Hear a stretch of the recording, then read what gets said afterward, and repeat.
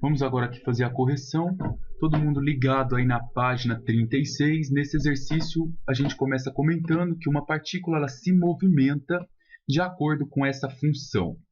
Então, a primeira coisa que eu peço que você olhe as letras que apareceram, igual eu conversei em sala, uma revisão.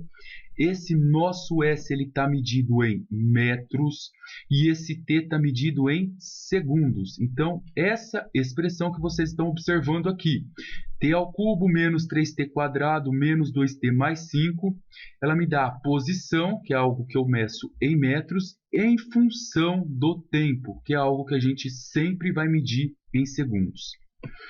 Repara também que esse gráfico que representa essa função do terceiro grau, ele tem uma parte negativa no eixo do t.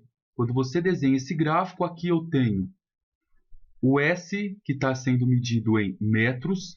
Nesse eixo nós temos o tempo, que está sendo medido em segundos.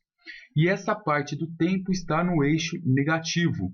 Isso não precisa ser olhado, não existe tempo negativo.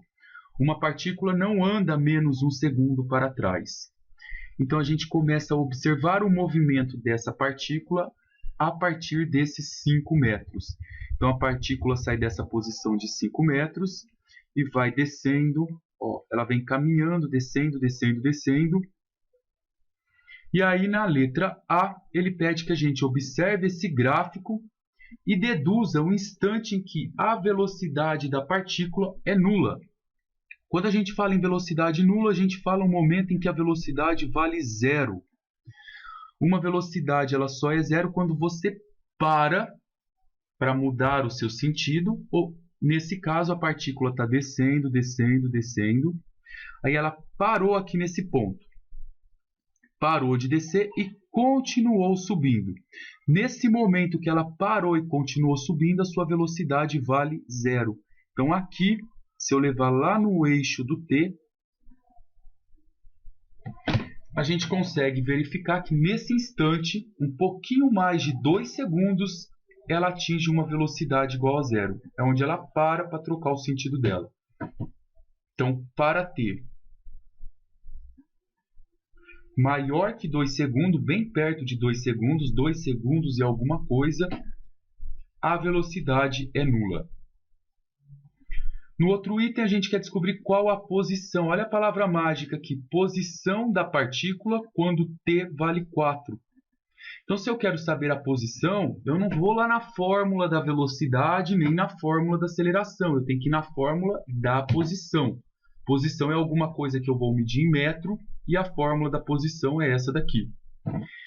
Então, eu venho aqui, eu sei que a fórmula é t ao cubo menos 3t ao quadrado menos 2t mais 5. A gente quer saber exatamente quando t vale 4, então eu tenho que ir lá no t e substituir ele por 4. Então fica 4 ao cubo menos 3 vezes 4 elevado ao quadrado menos 2 vezes 4 mais 5. Ou você faz isso à mão, ou usa a calculadora e pega o resultado direto. Se for fazer à mão, resolva primeiro as potências, né? 4 ao cubo dá 64. Primeira potência, 4 ao quadrado dá 16. Menos 2 vezes 4 mais 5. Agora faz primeiro as contas de multiplicações. Isso vai ficar 64. 3 vezes 16 dá 48. 2 vezes 4 dá 8, mais 5. Resolve essa conta aqui, você vai ter como resultado 13 metros. Então, após 4 segundos, essa partícula estava numa posição de 13 metros. E pode observar aqui no gráfico. Olha o 4, sobe ele vai dar lá em cima, onde ele vai encostar na parábola no ponto 13. Qual a posição da partícula em 2 segundos? É só ir aqui e trocar isso por 2. Então, eu vou ficar com uma coisa assim, 2 ao cubo menos 3 vezes 2 ao quadrado menos 2 vezes 2 mais 5. Aí a gente pode resolver isso aqui, faz primeiro as potências, igual ao exemplo anterior, e vai encontrar como resultado menos 3 metros. Significa que exatamente após 2 segundos, se você observar aqui, 2 segundos, essa partícula ela estava numa posição de menos 3 metros. Está aqui, ó, bateu certinho na parábola. Esse menos 3 metros significa que ela saiu do 5, chegou até a origem e andou contra o referencial dela mais 3 metros.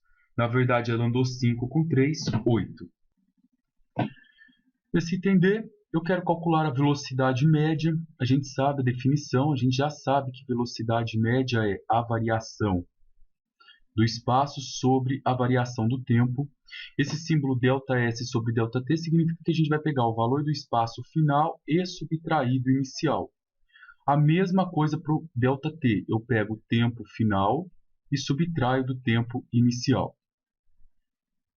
O tempo final nosso a gente quer de 2 a 4 segundos, então é 4. No instante de 4 segundos, essa partícula está em qual posição? Olha lá no item B desse exercício, você vai verificar que ela está no 13 metros. O tempo inicial é 2 segundos. Em 2 segundos, qual que é a posição dessa partícula? No item C, a gente calculou que a posição dessa partícula é menos 3 metros. Isso vai dar mais. Resolvendo essa conta, a gente vai descobrir que a velocidade dessa partícula é 8 metros por segundo. Na sala de aula, eu já expliquei para vocês que velocidade média, quando a gente tem o gráfico aqui, ó, do espaço em função do tempo. Quando eu quero calcular a velocidade entre dois pontos, vamos supor que eu quero aqui nesse ponto e nesse, eu faço uma reta entre esses dois pontos. Essa reta é chamada de reta secante. E se eu fecho um triângulo aqui, ó, a tangente desse ângulo nada mais é do que a medida do cateto oposto, que é esse S. S quer dizer a posição e ele está sendo medido em metros. Então, aqui eu tenho a variação do S, que é metros, dividido pelo cateto adjacente, que é o tempo. E o tempo a gente mede em segundos. Por isso que quando eu traço uma reta secante no gráfico do espaço em função do tempo, eu sempre encontro a velocidade. Entretanto, se eu não traço uma reta secante, ou seja, aquela que passa em dois pontos, eu pego e desenho uma reta tangente. Reta tangente quer dizer derivada. Então, se eu pego essa equação que está descrevendo o movimento dessa partícula nesse gráfico, que é essa daqui, ó, S igual 3t ao cubo menos 3t ao quadrado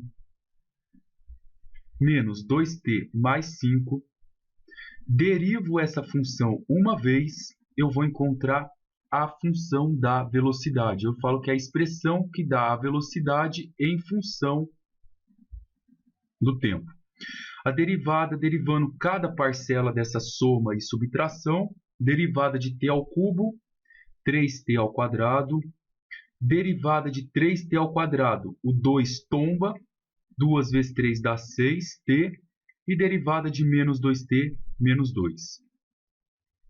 Então, essa aqui é a expressão da velocidade. Derivou uma vez, a gente encontra a velocidade. Toda vez que eu vim aqui trocar o t por algum desses valores, 2, 3, 3,5 ou 4, eu consigo descobrir a velocidade dessa partícula em cada intervalo de tempo. Então, se eu quero a velocidade da partícula em 2 segundos, eu pego essa função aqui que a gente acabou de descobrir,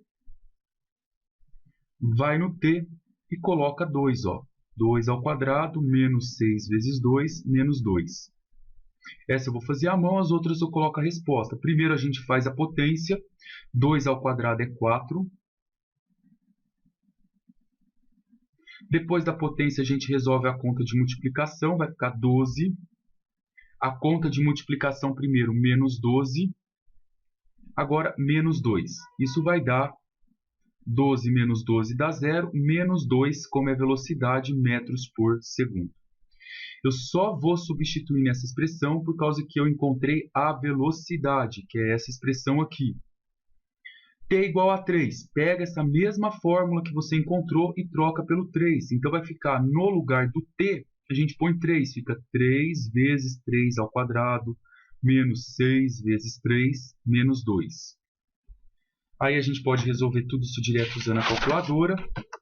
fazendo isso daqui direto vai dar 7 metros por segundo. Aí no 3,5, o que a gente quer? A posição em 3,5 ou nós queremos a velocidade em 3,5? Se é a velocidade, a expressão é essa. Se o exercício pedir a posição, eu uso essa daqui, ó. Essa é da posição e essa que a gente derivou é da velocidade. Então vai ficar 3 vezes 3,5 ao quadrado menos 6 vezes 3,5 menos 2. Então, a velocidade nesse instante de tempo vai dar 13,75 metros por segundo. Faz a mesma coisa e troca o t por 4, põe 4 e 4, resolve isso e a gente vai ter como resultado 22 metros por segundo. Dá para fazer direto na calculadora. Então é isso. Qual que é o resumo dessa nossa primeira aula?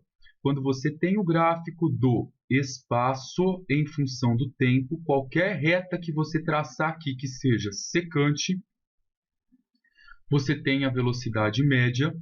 Se você pega essa reta e não passa ela por 2 pontos, passa por um ponto só, você tem a reta tangente. E reta tangente nada mais é do que a derivada. E aí você tem a velocidade instantânea.